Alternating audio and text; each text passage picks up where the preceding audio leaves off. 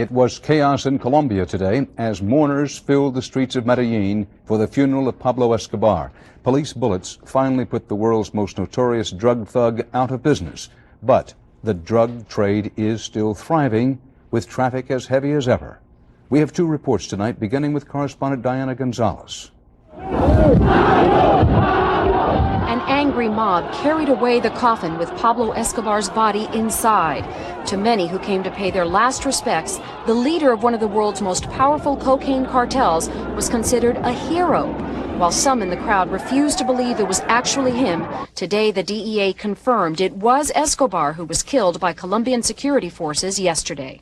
He was a symbol of a man that was supposed to be so powerful that he was above the resources of two governments, and that has been proven dramatically incorrect. The U.S. had been after Pablo Escobar for many years, indicting him 3 times in the 1980s in Miami.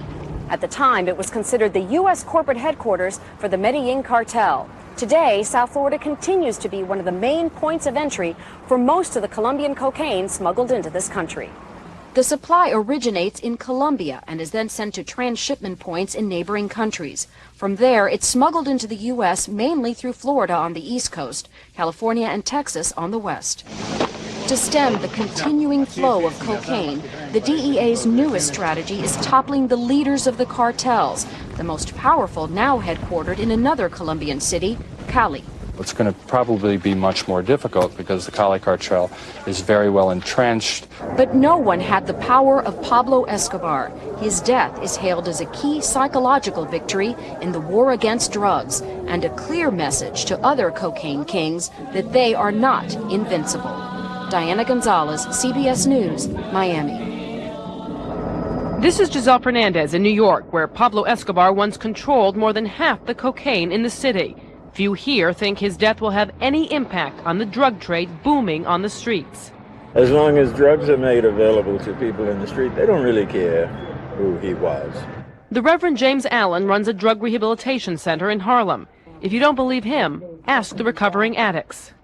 He was just killed. What difference do you think that will make? No difference. None whatsoever. But when we walk outside, we could walk right around the corner if you chose and get coke. It's available, it's plentiful, you can buy it? Everywhere you go. I don't care, right next door, around the corner. The death of Pablo Escobar only creates a corporate vacancy in the international corporate structure of illicit drug abuse, which will be filled before he's even in the grave. Even before his death, another cartel capitalized on Escobar's troubles and cornered the New York market. And despite police crackdowns and seizures, the supply of powder on the streets remains steady. It's hard to say that the death of one man is going to impact significantly on the multi-billion-dollar trade, but his death, again, I think is symbolic. But not to recovering addicts who say targeting demand is the only answer. You don't go after the dealers. The main thing, you go after the people that are using it and educate them, tell them all the dangers of it. Drug treatment counselors say the nation's current war on drugs just isn't working. One said, instead of targeting the notorious, target the everyday user. Give him a reason not to get high. Giselle Fernandez, CBS News, New York. Soldiers are patrolling the streets of Bogota, Colombia, following the surprise capture yesterday of the leader of the Cali drug cartel. Why? Because officials are worried about possible reprisals by members of the world's largest drug ring. Troy Roberts has a report. The arrest of Gilberto Rodríguez Orejuela set off a frenzy in Colombia's capital city. After eluding authorities for years, an elite police force guided by U.S. intelligence captured Rodríguez as he hid in a secret closet in his home.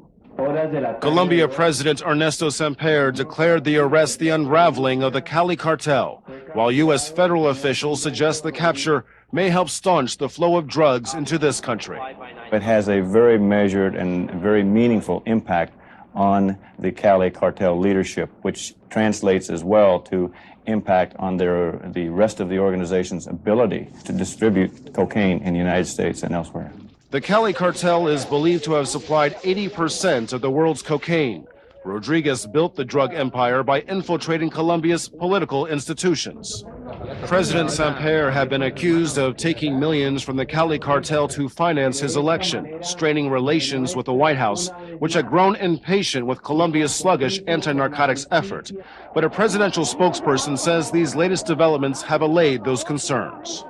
The arrest is Colombia's strongest victory in the war on drugs since Medellin cartel boss Pablo Escobar surrendered to authorities 4 years ago. But this week's success may be limited as associates of the drug cartel jostle for position to run Colombia's most profitable enterprise. Troy Roberts, CBS News, New York.